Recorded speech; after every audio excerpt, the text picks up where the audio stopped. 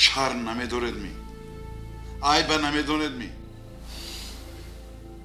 به جای زن و فرزند نگاه کردم کمپیری مادر نگاه کردم در 40 سالگی دزدی کردن خوب می کمک زندگی فکر نکردیم عاقبت فرزندها چی میشه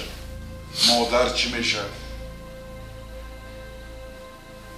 این متهمی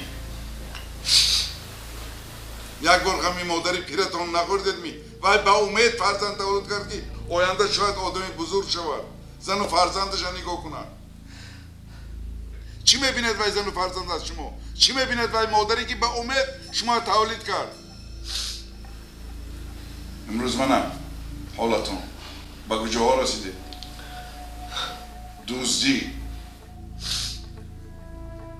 وقتی که دزدی کردید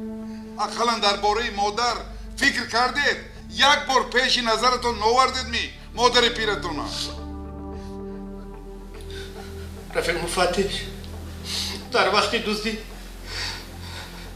سیمای مادرم فقط در پیش چشمم بود فقط مادرم را فکر میکردم لیکن در اون جایی که دزدی کردم همه جا را گفتم صندوق ها را چپ و راست کردم کورپه ها را تگو رو کردم اینجا گفتم اونجا گفتم تمامی صندوق های گفتم کورپه های چپ کردم تگای شاله گفتم تمامی خانه چپ و راست کردم یگان جا نماند لیکن برای مادرم یگان چیزی مناسب نیافتم